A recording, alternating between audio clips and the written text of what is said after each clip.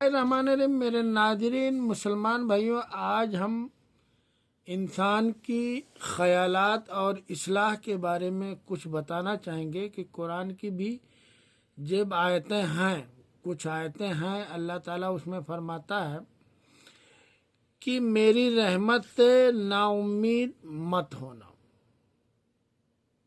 اب غور سے سنیے گا کہ میں کہنا کیا چاہتا ہوں، اور ہمارے نبی پاک صلی اللہ علیہ وسلم کا بھی فرمان ہے، اور اللہ تعالیٰ بھی قرآن مجید کے اندر فرماتا ہے کہ میری رحمت سے امید مت ہونا۔ جب اللہ تعالیٰ ارشاد فرماتے ہیں، جب اللہ تعالیٰ ارشاد فرماتے ہیں تو اسے یہی بات سمجھائی جا رہی ہے کہ اپنے اعمال سے اگر نا امید ہو گئے، اپنے حالات سے نا امید ہو گئے، ہر چیز سے نا امید ہو گئے نا، حالات سے اپنے نا امید ہو گئے نا، تو میری رحمت سے نا امید مت ہونا۔ اللہ تعالیٰ قرآن مجید کے اندر فرمایا ہے کہ اگر ہر چیز سے نا امید ہو گئے مگر میری رحمت سے نا امید مت ہونا، اور جن انسان کا یقین اللہ کی رحمت کی طرف ہے، جن انسان کا یقین ان کی طرف ہے، اللہ کی طرف ہے، وہ کبھی بھی نا امید نہیں ہو سکتا۔ وہ زندگی میں کبھی بھی، بہت سارے لوگ کمنٹ کرتے ہیں، ان باکس کرتے ہیں، میسج کرتے ہیں،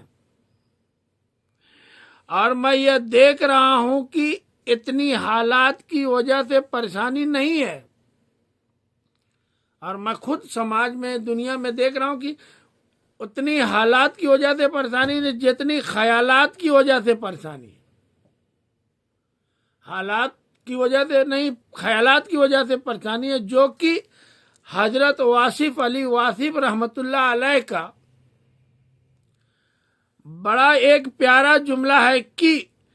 پریشانیاں حالات کی وجہ سے نہیں،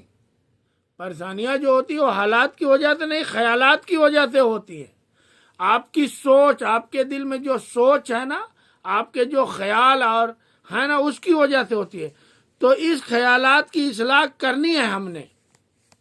تو جو خیالات ہمارے ہیں اس کی اصلاح کرنی ہے ہم نے۔ جہاں خوراک کی اصلاح کرنی ہے، اپنی باقی چیزوں کی اصلاح کرنی ہے، وہاں سب سے زیادہ ضروری خیال کی اصلاح کرنی ہے۔ یہ میرے دوستوں، میرے مسلمان بھائی، یہ سوچئے کہ جس طرح آپ ہر چیزوں کی اصلاح کرتے ہیں نا، اسی طرح خیال کی اصلاح کرنی ہے۔ اعمال ٹھیک ہو بھی جائیں نا،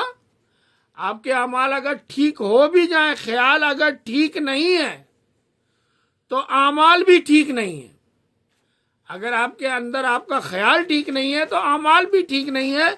اعمال کا دار و مدار نیت کے اوپر ہے،